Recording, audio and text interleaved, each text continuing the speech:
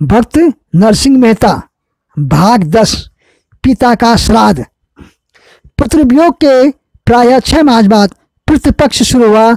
गुजरात काठीवाड़ा में प्राय सभी लोग पितरों के निमित्त एक दृष्टि श्राद्ध विधि पूर्वक करके पिंडदान करते हैं और उस दिन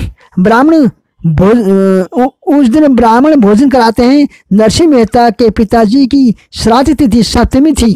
बंशीधर ने उस दिन श्राद्ध करने का निश्चय किया था। बंशीधर उनका भाई है नरसिंह मेहता का।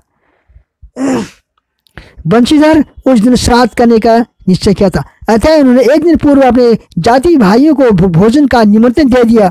वह कुल के प्रथानुसार नरसिंह राव के घर भी गया निमंत्रण देने के लिए। उन्होंने कहा, नरसिंह, कल पिताजी की श्राद्ध तिथि है, अतः मैं तुम्हें सकुटुंब भोजन का निमंत्रण देता हूँ। अपनी स्त्री को आज ही भेज देना, क्योंकि वह कई तरह का काम काज करेगा। तुम भी कल प्रातःकाल 7 बजे आ जाना। बैरागियों के अखाड़े में एक दिन मत जाना। नरसिंह राव ने बड़े शांत चित्त से उत्तर दिया, भाई, साधु संत तो मुझे प्राणों से अधिक प्रिय हैं, अतः मैं तो साधुओं की सेवा करने ही जाऊंगा। मेरी स्त्री भी भगवान का नैवेद्य तैयार करके पश्चात कल ही आई। ओहो, भीख मांग कर साधु सेवा करने का दम्भ रखने वाला इतना मिजाज, यदि तू इतनी लापरवाही रखता है तो फिर पिताजी का श्राद्ध भी क्यों नहीं कर लेता है। पास न एक कौड़ी, बाजार में दौड़ी, बस यही तेरा हाल है। बंशीधर क्रोध से तमतमाते हुए बोले अपने भाई को, भाई, जब आपकी आज्ञा है तो मैं अवश्य पिताजी का श्राद्ध करूंगा और अपनी शक्ति के अनुसार 2-4 ब्राह्मणों को भोजन करा दूंगा। श्राद्ध में सगे संबंधियों तथा जाति भाइयों को भोजन कराना पारस्परिक व्यवहार है और उचित भी है, परंतु हम लोग तो श्रद्धा दियते अनेनेति श्राद्धम, इस शास्त्र वाक्य को भूलकर केवल नाथ जात के लोगों को स्वादिष्ट भोजन कराने में ही अपने पितरों का उद्धार समझते हैं। यह ठीक नहीं है। अपनी स्वाभाविक शांति के साथ नरसिंह राव ने निवेदन किया। इतना सुनते ही मारो बंशीधर के जले पर नमक पड़ गया। क्रोध के मारे उनके नेत्र लाल हो गए। चुपचाप अपने घर आकर उन्होंने सारा हाल दुरित गौरी को सुना दिया, अपनी पत्नी को। दुरित गौरी का भी पारा गर्म हो गया। उसने देवर का सारा क्रोध अपने पति पर उतारना शुरू कर दिया। बोली, तो तुम उस मुंह जले के घर पर क्यों गई? मैं तो उन भक्तानी को पहले से खूब पहचानती हूँ। यदि वे श्राद्ध में न आवे तो हमारा बिगड़ ही क्या जाएगा। खजूरों का एक पैर टूट ही गया तो क्या वह लंगड़ा हो जाएगा। इधर भक्तराज ने श्राद्ध करने का निश्चय तो कर लिया, परंतु घर में शेर भर भी अन्न का ठिकाना नहीं था। फिर भी भक्तराज निश्चिंत थे। वो अपने एकमात्र स्वामी भगवान के सामने बैठकर कीर्तन करने लगे। माणिक भाई उन्हें निश्चिंत देखकर उनके समीप जाकर कहा, स्वामीनाथ, कल आपने पिताजी का श्राद्ध करने का निश्चय किया है और घर में शेर भर भी अन्न नहीं है। पहले उसका प्रबंध करना चाहिए। पहले मुझे प्रभु का भजन कर लेने दो, उसके बाद मैं बाजार जाकर कुछ सामग्री कहीं से उधार लाने की चेष्टा करूंगा। यदि उधार नहीं मिलता तो मेरे नाथ जाने, फिर पितर जाने। भक्तराज ने उत्तर दिया, स्वामीन, हम उन परमात्मा के नाथ को नाथ मानी बैठे हैं, परंतु उनके घर का न्याय कहाँ है। देखिए, भाई के घर पर तो इतनी अधिक संपत्ति है और हमें नित्य अपने पेट की चिंता लगी रहती है। इतना कहते कहते माणिकबाई ने नेत्रों से अश्रुधारा चलने लगी। साध्वी, तू बार बार ऐसे घृत अश्रद्धा प्रकट करते हुए व्यथा क्यों भाषण करती है? आज भी तूने मेरे नाथ पर व्यर्थ दोषारोपण कर ही डाला। भगवान बड़े न्यायी और दयालु हैं। उनके यहाँ पाप पुण्य का न्याय युक्त बदला दिया जाता है। मेरे दुर्भाग्य है कि मेरी अर्धांगिनी होकर भी तेरे अंदर श्रद्धा का अभाव है।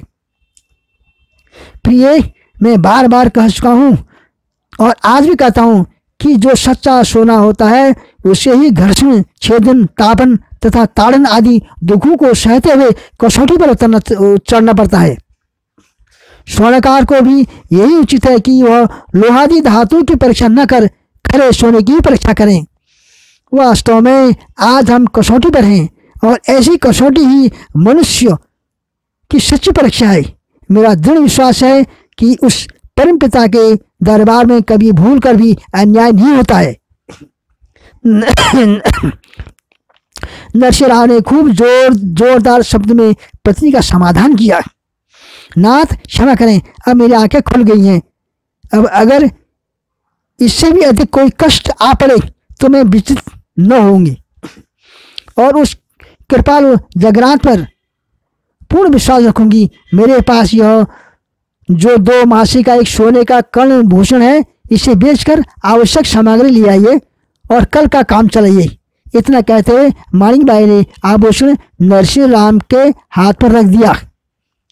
सच्ची अर्धांगिनी वही है जो पति की आपत्ति में उसे धैर्य प्रदान करें और उसके दुख में स्वयं भाग लें। धीरज धर्म मित्र अरु नारी, आपद काल बिरिक अहिचारी। धन नाश होने पर भी स्त्री की परीक्षा होती है। माणिकबाई का आभूषण लेकर नरसिंह राम बाजार में गए और उसे बेचकर उन्होंने जरूरी चीजें मोल ली। केवल घृत लेना बाकी रह गया। अन्य सामान लेकर वह घर पर आए। माणिकबाई ने सब चीज देखकर कहा, स्वामिनी, इतनी सामग्री में केवल 6-7 मनुष्यों का भोजन ही हो सकेगा। अतः आप 3-4 ब्राह्मणों तथा पुरोहितों को भोजन का निमंत्रण दे आइए। मेहता जी नागरों के चौरी पर आए। वहां पर जाति के कई प्रतिष्ठित व्यक्ति बैठे थे। भक्तराज को देखकर प्रसन्न राय नामक एक नागर हंसते हुए बोला, क्यों भक्ति जी, किधर को शुभागमन हुआ है? भाई, कल पिताजी का श्राद्ध है। अतः 2-4 नागर भाइयों तथा पुरोहितों को भोजन का निमंत्रण देने आया हूँ। नरसिंह राव ने सरलतापूर्वक कहा। फिर 2-4 नागरों को क्यों? बाकी लोगों का क्या दोष है? क्या वे सब ये लोग आप पिताजी के श्राद्ध के अवसर पर आपके घर पर आकर भगवान का प्रसाद नहीं पा सकेंगे? नगर जात के पुरोहितों ने मजाक के ढंग पर कहा। महाराज, भगवत प्रसाद तो सभी अधिकारी हैं, परंतु कल तो मेरे बड़े भाई का पितृ श्राद्ध के निमित्त सारी जाति का निमंत्रण होगा ही। फिर मुझे अकिंचन के घर कौन भाई आना चाहेगा? नरसिंह राव ने अभिमान रहित स्वर में कहा। मेहता जी, बंशीधर के घर पर जाति भोजन का निमंत्रण होने पर भी आपको दुख मानने का कोई कारण नहीं है। आपके घर चलकर हम सब लोग भगवान की समर्पित किया हुआ नैवेद्य अवश्य ग्रहण करेंगे और इस तरह अपने देह को पवित्र करेंगे। आपकी कामना की पूर्ण हो जाएगी। प्रसन्न राय ने भक्ति प्रकट करते हुए कहा।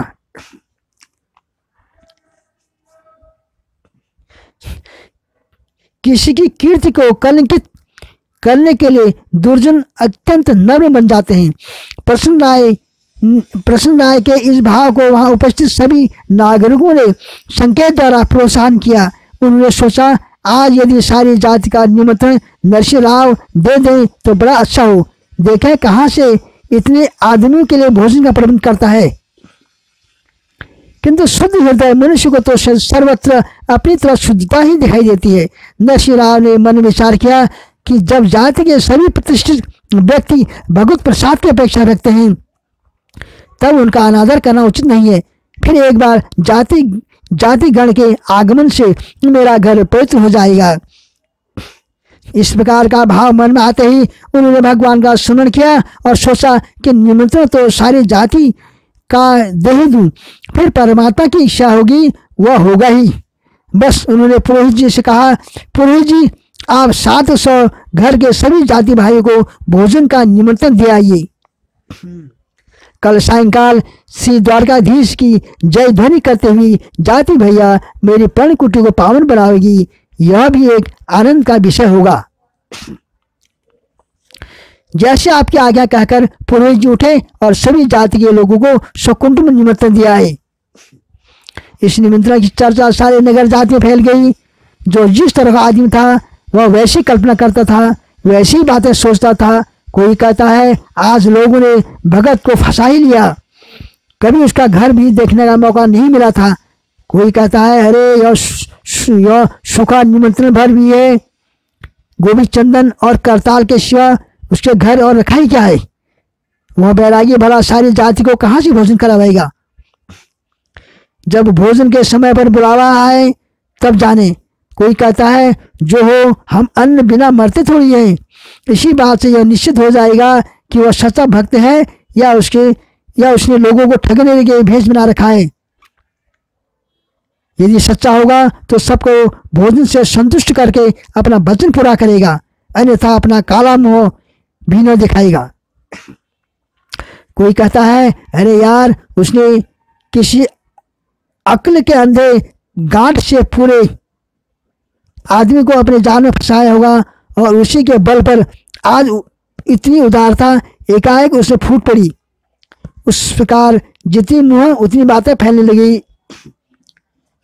दूसरे दिन प्रातःकाल होते ही भजन आदि से छुट्टी पाकर नरसिंहराव घी का पात्र लेकर बाजार में चले गए। उन वीतराग महात्माओं को कहाँ मालूम था कि समस्त जाति के भोजन के लिए आवश्यक घृत इस छोटे से पात्र में आएगा या नहीं। वह अपने भजन ही की धुन में घर से निकल पड़े। उन्होंने देखा कि एक व्यापारी ने प्रश्न किया, क्यों मेहता जी कहाँ चले, कौन सी चीज लेने के लिए पधारे हैं? कोई साधु मंडल तो नहीं आई है? नहीं सेठ जी, साधु मंडली नहीं आई है। आज पितृ श्राद्ध में ब्राह्मण भोज कराने के लिए 10 मन घी की आवश्यकता है। यदि अच्छा घृत हो तो दिखाइए। भक्तराज ने उत्तर दिया, घृत का मूल्य लेकर आए हैं या पीछे चुकाना चाहते हैं? व्यापारी ने पूछा। भाई घृत का मूल्य अभी नहीं ले आया हूँ, 1 मास में अवश्य चुका दूंगा, नरसिंहराव ने कहा। सेठ ने विचार किया, यह निर्धन आदमी 1 मास में लगभग 300 रुपये कहाँ पावेगा। कोई आमदनी का जरिया तो नहीं है, इतना अधिक उधार लगाना ठीक नहीं है। उसने कहा, भक्तराज मेरे पास उतना घृत नहीं है, अतएव लाचार हूँ। नरसिंहराव ने आगे बढ़े और आगे निकल गए।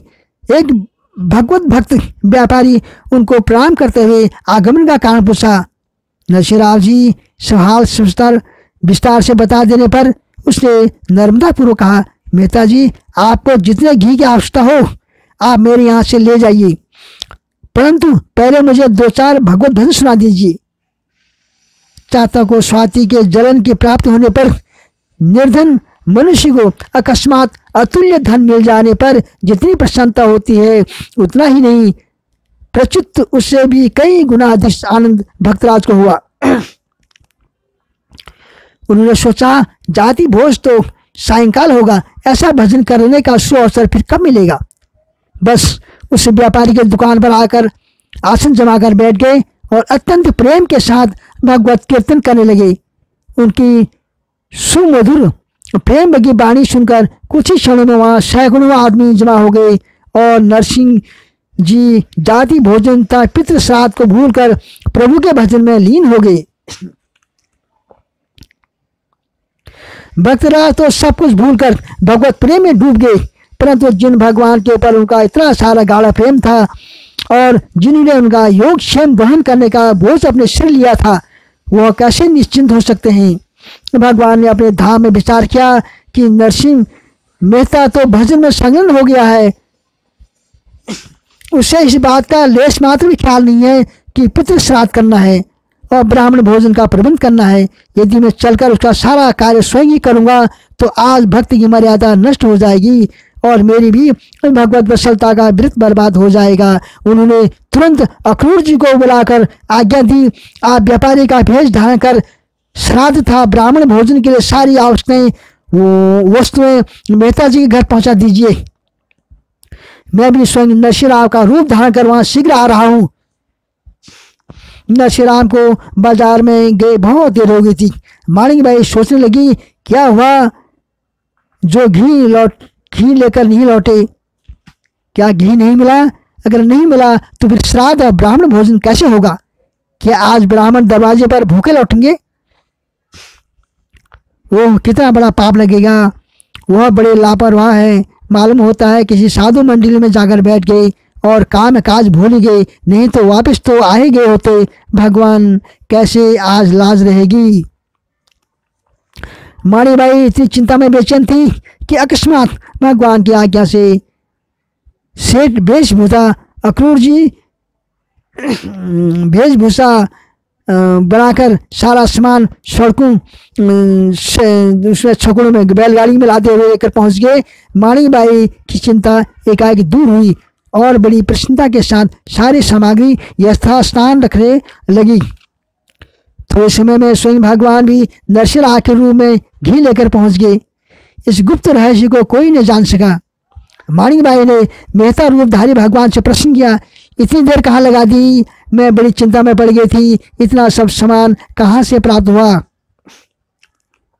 सती, आज पिताजी के श्राद्ध के उपलक्ष्य में सारे नागर जात को भोज देने की परमात्मा की इच्छा हो गई।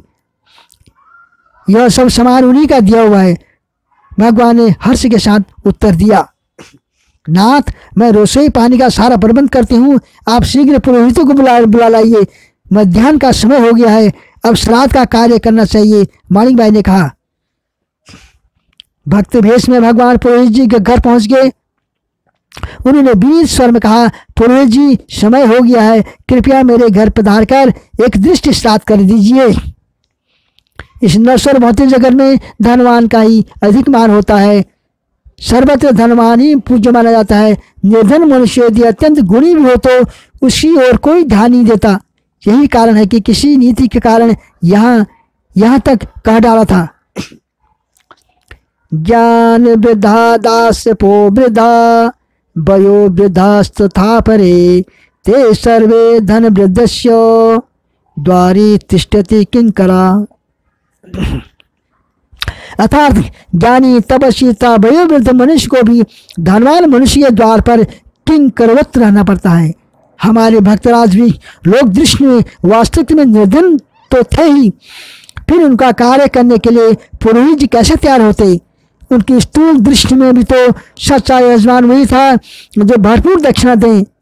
ऐसा उन्होंने स्वार्थ में अंधे होकर कहा, नरसिंह राम, तुम जानते हो कि आज बंशीधर भाई का भी निमंत्रण आया है, फिर उनको छोड़कर तुम्हारे घर कैसे चल सकता हूँ? क्यों पुरोहित जी, क्या मैं आपका यजमान नहीं हूँ?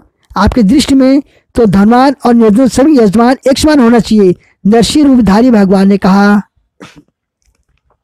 सभी यजमान समान कैसे हो सकते हैं? तूने तो सारी जिंदगी में आज निमंत्रण दिया है और बंशीधर बराबर निमंत्रण दिया करता है, फिर आज तू भिक्षुक दक्षिणा ही कितना देगा? बराबरी दिखाने चला। पुरोहित जी ने तिरस्कारते भाव में कहा, अच्छा महाराज, तब आज से इस्तीफा दीजिए कि नरसिंह राम का मैं आज से कुल पुरोहित नहीं रहा, मैं कोई दूसरा ब्राह्मण खोज लूंगा, भगवान ने कहा। पुरोहित जी ने ताम आकर इस्तीफा लिख दिया। पत्र लेकर भगवान वहां से चले आए। रास्ते में एक मूर्ख निर्धन ब्राह्मण दिखाई पड़ा। भगवान ने कहा, महाराज, आप मेरे घर एक दृष्टि श्राद्ध करा के पधारेंगे? ब्राह्मण ने धर्मतापूर्वक प्रार्थना की, नरसिंहराव जी, मैं कुछ भी पढ़ा लिखा नहीं हूँ, केवल खेती करके अपना और अपने परिवार का उदर पोषण करता हूँ, अतः मैं आपके कार्य के योग्य नहीं। किसी विद्वान ब्राह्मण को खोजिए। महाराज, आप भी सच्चे ब्राह्मण हैं और मैं आप सब जानते हैं, जो ब्राह्मण विद्वान होने पर अहंकार मद में चूर है, वह ब्राह्मण बस से कोसों दूर है। वैसे ब्राह्मण की मुझे आवश्यकता नहीं। आप कृपा कर मेरे घर पधारिए, आपके द्वारा ही मेरा कार्य संपन्न हो जाएगा। कहकर भगवान उस मूर्ख ब्राह्मण को घर ले आए। भगवान के आज्ञा अनुसार घर पर श्राद्ध की सब सामग्री तैयार थी। भगवान श्राद्ध करने बैठ गए। भगवान का स्पर्श पानी मात्र से मूर्ख ब्राह्मण समस्त वेद शास्त्र का प्रखंड विद्वान बन गया और उसने अत्यंत विधिपूर्वक श्राद्ध का काम पूरा कराया। जो भगवान मुकुं करोति वाचालं पंगुलेन्ते गिरिं की शक्ति रखते हैं, उनके लिए इसमें आश्चर्य ही क्या। श्राद्ध समाप्त हो जाने पर भगवान ने ब्राह्मण को 50 स्वर्ण मुद्राएं दक्षिणा में दी और बड़े आदर के साथ भोजन कराया। नागर वेशधारी भगवान के अनुचरों समस्त नागर जाति को बुलाकर अत्यंत प्रेम और आदर के साथ भोजन कराया। सब लोग अत्यंत संतुष्ट हुए। इस प्रकार संध्या समय तक भक्तराज का सारा कार्य समाप्त कर अपने अनुसरों के साथ भगवान अंतर्धान होगी। सारा कार्य समाप्त हो जाने पर अंत में माणिकबाई प्रसाद पानी बैठी। ठीक इसी समय भक्तराज के हाथ में घृत का पात्र लेकर घर में प्रवेश किया। वह अत्यंत देर हो जाने तथा श्राद्ध न करने के कारण मन ही मन संकुचित हो रहे थे। उन्हें देखते ही आश्चर्य के साथ माणिकबाई ने प्रश्न किया, स्वामिनी, ब्राह्मण भोजन समाप्त करके आप यह क्या क्या ला रहे हैं? अरे तू क्या क्या क्या कहती है? ब्राह्मण भोजन और श्राद्ध हो गया है। मैं तो प्राय प्रातःकाल ही घृत लेने गया, सो अभी आ रहा हूँ। रास्ते में एक भक्त मिल गए, उन्होंने यहाँ थोड़ा भजन करके मैं अभी आ रहा हूँ, इसी से मुझे देर हो गई थी। नरसिंह ने विस्मयता के साथ कहा। तो फिर विधिवत श्राद्ध करके हजारों मनुष्य को भोजन किसने कराया? मैंने तो स्पष्ट देखा कि आप ही सब कुछ कर रहे हैं। आप मुझे मजाक क्यों कर रहे हैं? चकित होकर माणिकबाई ने कहा, प्रिय, मैं मजाक नहीं कर रहा हूँ, मैं तो अभी आ रहा हूँ। अवश्य यह सब मेरे प्रियतम श्री कृष्ण का कार्य है। मेरा स्वरूप बनाकर वह स्वयं मेहता बनकर मन मोहने ही मेरे धर्म की रक्षा की। भगवान कितने दयालु हैं। इतना कहते कहते दोनों पति पत्नी के नेत्रों से प्रेमाश्रु बरसने लगे। वे अत्यंत प्रेम मग्न होकर भगवत दर्शन करने लगे।